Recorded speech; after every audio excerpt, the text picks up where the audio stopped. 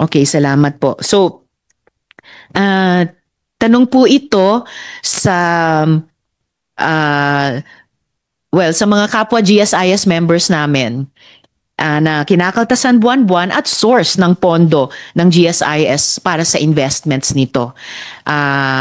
Sila at kasama po lahat ng nandito ngayon sa hearing ay interesado kung paano ini-invest ang ating kontribusyon at ano ang pakinabang nating lahat dito.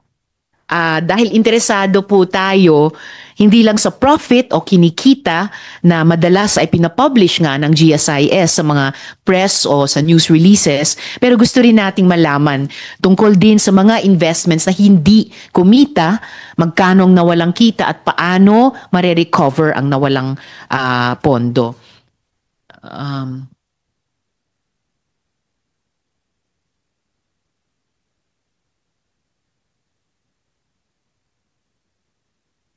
Yes, Mr. Chair. Yes, Mr. Chair. Yes, at this point, may we also hear the statement of the or position on the subject matter, especially as representatives of the government employees. Is there someone who wishes to make a statement there to the employee organizations and organization and association? Yes, sir, Mr. Basas, please. Thank you, Mr. Chair. I'm Benjo Basas of the Teachers Dignity Coalition. Good afternoon po sa GSIS leadership at saka sa ating Honorable Larissa Ontiveros. We have prepared a position paper or a statement rather, and we have submitted it to the committee. Pero hindi ko na babasahin dahil baka po humaba, no. But of course, no, sa amin po ng mga government employees, no, ako po ay public school teacher, ako po ay teacher sa Caloocan City. No, ang amin syempre, ang una naming medyo nagulat po kami nung narinig po namin itong uri ng investment, no. But of course, ever since naman, merong mga issues, no, tungkol sa mga investment and even purchases, no, ng GSIS, no, nung pa pong mga nakalipas na dekada. But siguro wag na natin balikan, ano po. Ito na lamang po ngayon, ano. Syempre, ang gusto namin una, interesado kaming malaman, ano po, maliban dito, no, if the GSIS, Mr. Chair, could provide, no, parang yung summary, no, ng mga investment, no, at ano yung nangyayari dito sa mga investments na ito. Of course, no, hindi na ako kasi masyado nang mahaba naman yung tanungan tungkol po doon sa DG Plus, no.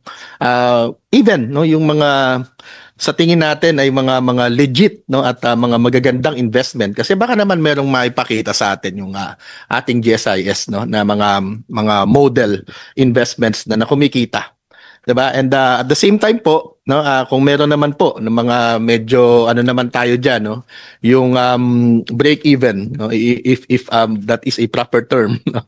At kung meron naman pong mga losses po, no, doon sa mga investments dahil ito'y interest namin, no, bilang mga parang shareholder, no, if I may use the term, 'di ba? Kamay-ari, no, parang sa kooperatiba, no, na kasi yung pong pera ng GSIS, bahagi nito ay nanggagaling sa amin, especially, no, from our public school teachers, no, that comprise half of the GSIS membership if that is a correct, no, estimate po, no. So yun po yung una. Padalwa, no, meron pong mga usapin na gusto rin naming i-raise, no. Of course, Mr. Chair and Madam Ontiveros, no, recognize din natin, ano, kami po sa aming organization, sa Teachers Dignity Coalition, dire-diretso naman yung aming mga ugnayan din, ano, sa GSIS, sa leadership, sa management ng GSIS, no. Pero baka kasi yung ilang mga issues ay hindi na po administrative.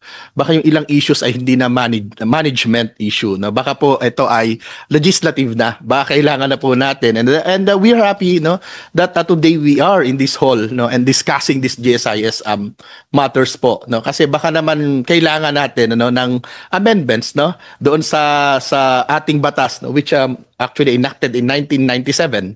Medyo ibang-iba na po yung condition po noong 1997 at saka po ngayon, ano. So yun lang po muna, Mr. Chair at Madam Risa. Thank you.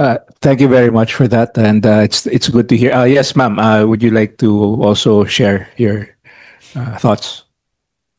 Hello. Magandang hapon po. Mr. Chairman, Senator Mark Villar, and Senator Risa Hontiveros.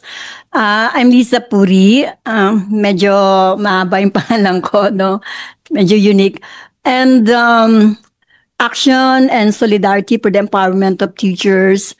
Meron din po kaming sister organization which is we call Reassert. It's all about retirees, and this is composed of public school teachers and non-teaching personnel from the public schools. Marami po kaming mga kasama. In fact, may kasama po kami. He's Sir Pete Cruz, 78 na ba, sir? Years old, and